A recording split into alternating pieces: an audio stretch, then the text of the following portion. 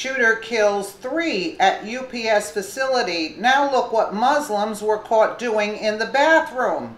In the sanctuary city of San Francisco, California, a gunman opened fire at a UPS shipping facility.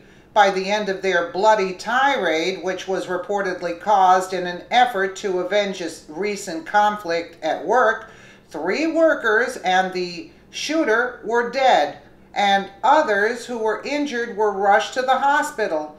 We've heard about what Muslims were caught doing in the company bathroom at a different location. UPS is a well-respected company which offers jobs to hundreds of thousands of Americans, including Muslims who have come to the country as part of the refugee program.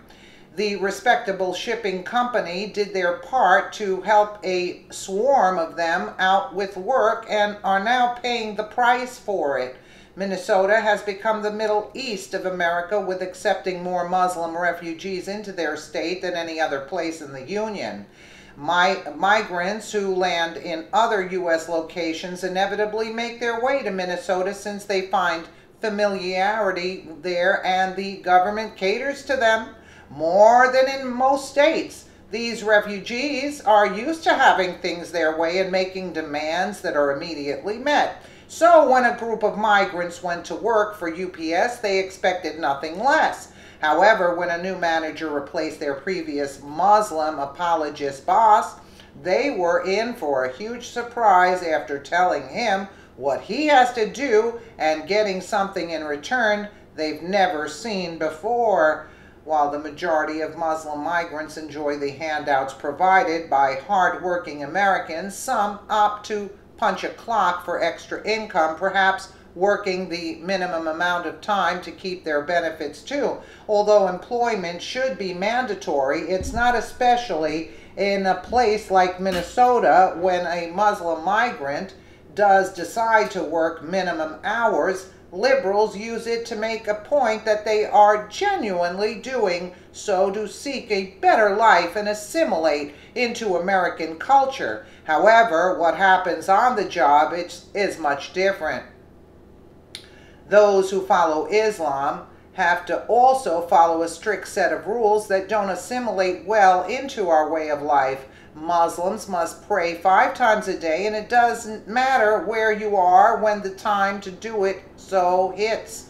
They are required to roll out their mats and praise the God that demands that they destroy Western life. Although Muslims can make up for missed prayer time later in the day, most don't want to deal with rearranging this ritual and impose their religious right on their employer, who isn't forced to make exceptions for any other faith but Islam. Muslim employees at the Minnesota Heights UPS had grown accustomed to getting their way with their former boss, who let them take frequent and many prayer breaks throughout their shift, mostly occupying the workplace bathroom to do so. When a new manager replaced the previous apologist, he brought with him a new set of rules that prayer breaks weren't going to interrupt the operations of the facility. However, how he went about it didn't sit well with the entitled Somali migrants. Knowing his staff before taking the position, one of the first orders of business for the new manager was to ask all of his workers who wanted prayer breaks throughout their shift. ABC 6 reported, as expected, all of the Muslims immediately raised their hands. After identifying themselves and workers who expected special treatment that others couldn't get, the manager informed all of them that they weren't going to be any more prayer breaks, and those who demanded them would be replaced.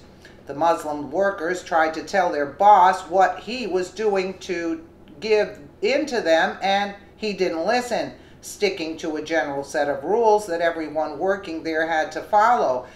There are only a certain number of breaks that a business is required to give employees, and the prayer rituals would be in excess of that. Since these workers insisted on a special set of rules just for them, the new manager fired all 9 employees who expected him to cave to their demands, making it clear that there was a new boss in the office now. The Somali Muslims didn't appreciate being put in their place and took matters immediately into their own greedy hands. The Muslim workers sued their former employer for discrimination, assuming that since the workplace didn't cater to them, the court would. Hoping to cash in on this frivolous claim, they quickly got help for filing this suit from the Council of American Islamic Relations. There is no lawful reason for any company to stop Muslims from praying when previously that company had allowed such prayers in a manner that did not impact the workplace. Amir Malik said, who is the civil rights director for the group's Minnesota chapter and is representing the former employees' Law News reported, "We believe that UPS Mail Innovations and Doherty Staffing Solutions withdrew this reasonable accommodation pretextually in order to get rid of the Muslim employees," Malik added. Although the amount that the employees are seeking has not been made public, these former employees should not be owed a dime. Instead, they should be forced to repay UPS for wasting people's time and the company's money in fighting this ridiculous claim. Any employer who hires a Muslim will inevitably find themselves in a lose-lose situation.